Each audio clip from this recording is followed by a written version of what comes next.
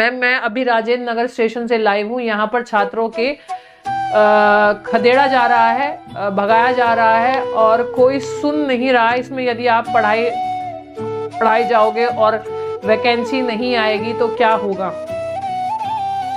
और पुलिस वाले आंसू गैस भी निकाल रहे हैं, बहुत बुरा हाल है।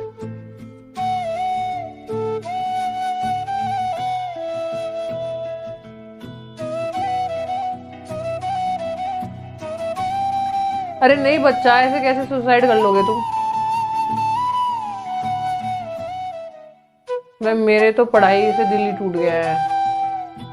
गुरु माँ, अब हमारा सुसाइड करने का मन कर रहा है, अब क्या करूं। ग्रुप डी के 2 पेपर हो गए हैं और दूसरी बात यह है कि ग्रुप डी का एक ही पेपर, कहाँ ग्रुप डी का जो एक ही पेपर हो रहा था, ग्रुप डी का एक ही एग्जाम हो रहा था, ठीक है। अब ग्रुप डी के 2 एग्जाम हो रहे हैं। ग्रुप डी के कितने एग्जाम हो रहे हैं? 2 हो रहे हैं। एक होगा CBT 1 पहले बिल्कुल NTPC की तरह, और एक होगा आपका CBT 2, फिर होगा फिजिकल टेस्ट आपका।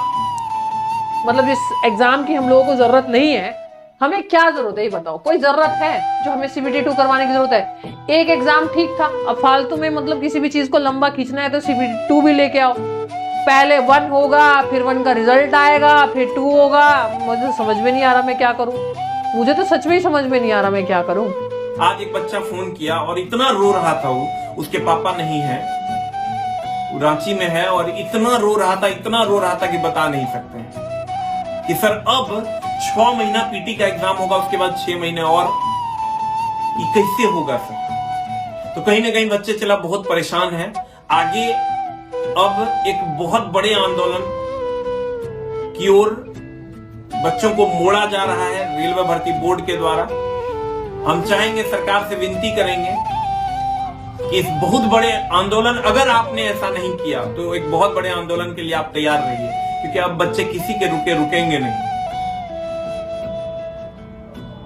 आज जब भी सारे बच्चे वहां प्रोटेस्ट कर रहे थे और जब मैंने कुछ सामान यहां से भिजवाया, खाने पीने के सारे सामान हमने मुहैया करवाना शुरू करवाया, तो समझिए RPF वालों ने सारे सामान को फेंक दिया रेलवे स्टेशन पे और मेरे एक भी स्टाफ को अंदर जाने नहीं दिया। फिर भी कुछ लोगों तक पहुंचा।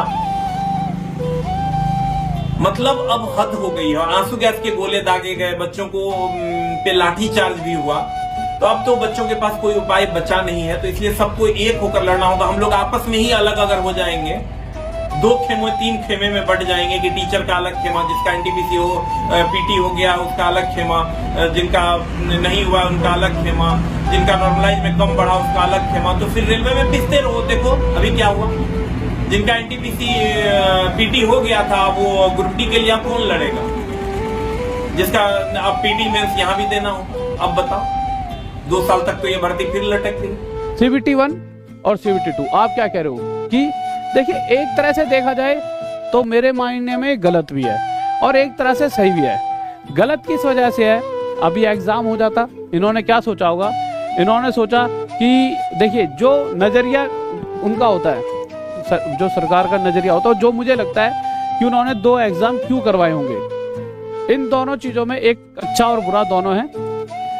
अगर मेरा सोचना यह है कि इन्होंने सोचा है 23 फरवरी को पेपर हो जाएगा, बच्चे कहेंगे सर दूसरी भी भर्ती लाओ। अब ये क्या सोचेंगे, उसको थोड़ा सा हल्का सा या तो आगे तक बढ़ाने की सोच रहे हैं उसे, है ना।